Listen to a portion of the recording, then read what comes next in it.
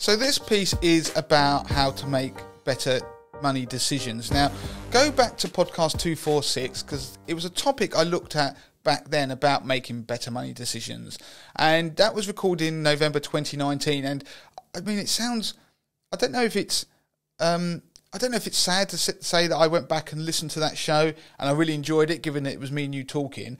But there was a insight that I gave in that particular show about how you shouldn't solely focus on the outcome of a decision that you make to assess whether it's a good decision or not, whether it's the right one or not. And listen to that episode because I explain that in more detail. What you need to do is really have a process, and you look at that process that helps you make decisions and see whether that's the right process, because you can have the right process and have the make a decision in the right way, but the outcome cannot be what you want, and that can be just down to bad luck. And I explain that in more back in that particular episode. So it's a very good episode. But one thing I wanted to do is I didn't really talk about ways of making decisions. I talked about it in relation to investing. Of course, I have something called 80/20 Investor that people can subscribe to, and that has a process in it.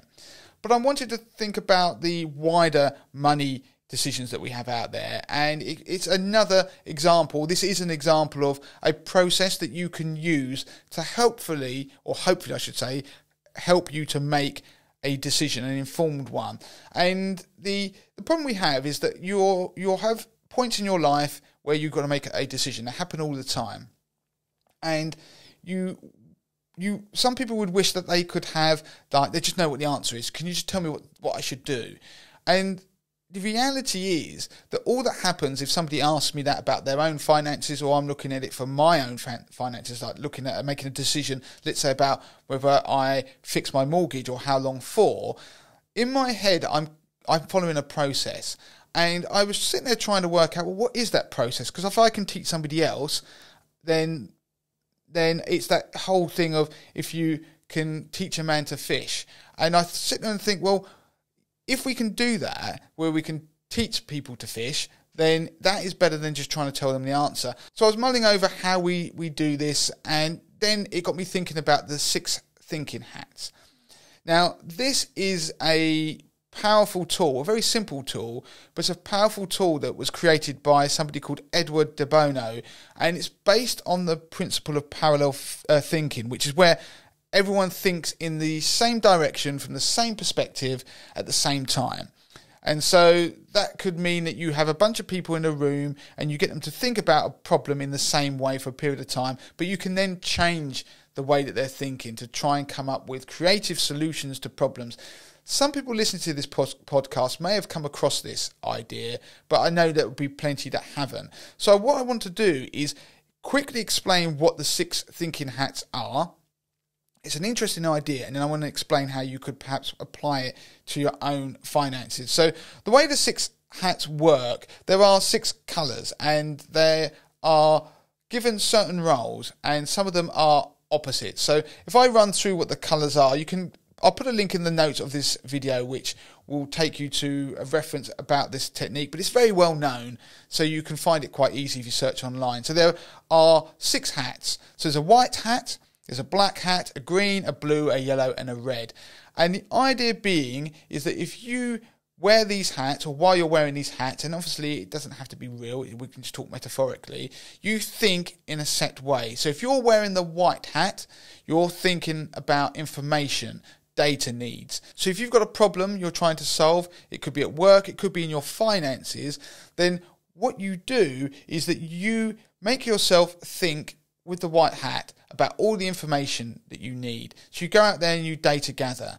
When you wear the black hat, this is all about negatives and risks. So you sit there and you brainstorm the risks, the downsides about the situation.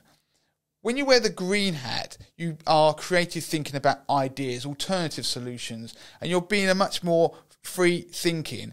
When you wear the yellow hat, you're thinking about the benefits and the positives of the scenario. So you might be thinking, if it's to do with a particular, say you're launching a company, you're thinking about all the positives that could happen? What are the things that could work in your favour? But then you go on and you look at the red hat, and the red hat is talking about emotion, gut feeling. So you're sitting there thinking about, how do things make you feel? What do you feel about a particular scenario? What would it keep you up at night? If it's about business, it could be, well, what is your instinct telling you about where that particular market might be going if you're going to create a product for it, for example. And then there's a blue hat, which is you manage the whole thinking process. So you pull together really what's been going on when you're wearing all the different hats. So you can sit there and think, right, I'm going to use this process to solve or come up with a decision for a problem that I'm facing in my personal finances. And if you are doing this with multiple people, you could be doing it with a partner. The idea is that you would sit there and you go, right, we're going to wear each of these hats in turn for the same amount of time, which you limit, because otherwise you will just get bogged down, let's say, in the emotional side of things, which is the red hat. So you give yourself a time limit and you both sit down and think about, for example, the pros of a particular situation. So that's the yellow hat. The benefits. You might then move on to being the black hat and use the negatives and the risks. And so what you're doing is you're going to go through all of this process, parallel thinking, all doing the same thing at the same time. If you're on your own, it's a little bit easier. But why I like this process is that it makes you think differently, because there is a tendency, I believe, that we all gravitate to one or two of these hats. We have a natural inclination. So I'll give you, for example, I'm definitely a black hat thinker. So I will focus on risk. Rather than being somebody who is just obsessed with the benefits and the positives, like the optimist, which is the yellow hat. So there are ways of doing this role. It's sometimes suggested that you might, for example, do the green hat first, which is about the idea generation and the other potential solutions that are out there, and then you might move on to the yellow hat when you're looking at the pros, the benefits, the positives, then the black hat, which is the negatives and the risks. Then you move on to the white hat where you gather information or the data that you need, and then you might go on to the red hat, which is about the emotional side and what you feel. So it's a thought process that has worked for lots of different scenarios. And going back to that old podcast, you've got to have a process that you use, whatever your process is. If you don't have one, then this could be a process you might find useful. You could adapt. But if you have that process, then when you get an outcome, you know that the process you used to get there was valid, and therefore whatever outcome you get is either down to good planning, good thought process, or bad luck. So I'm going to give you an example how this could potentially work. So let's say you are thinking about your mortgage. So you are deciding about what to do with your mortgage right now, which is what lots of people are doing. Seems to me that's all people are thinking about when I go somewhere. They just want to talk about mortgages. So you might sit there and look at the solution about what are the options. So you might start thinking about whether you're going to fix your mortgage, how long for, whether you go for 2 years or for 5 years. And so you might sit there with I'm going to just go through the hats. It doesn't matter the order, but I'm just going to go through the white hat first. So you might go out there and gather all the information that you need. So you might sit there and go and gather the rates that you could get. What are the best rates out there? What's the rates that you could potentially get based upon your loan to value and your earnings? You're going to go and data gather, use some of the tools that we might have on our website. You might look at what the market predictions are for where the Bank of England base rate might go. You might gather information about what your earnings might be in the future. You might gather information about what your plans are in the future, what sort of flexibility that you might need. So there's a whole host of information that you will need from that. So you might have that information. Let's say you decide to do the green hat. Like I said, you don't have to do them in any particular order, and you've come up with the idea that you might fix your mortgage, but you can think creatively. Do I need to fix my mortgage? Is it that I can only fix for 2 years or 5 years? Is it possible to fix for 3 years? Is it possible to have a combination of mortgage products? So I have part tracker, part fixed mortgage. Can I do a 3-year fix and a 5-year fix? This is where you're thinking creatively and not being constrained by your thinking at present.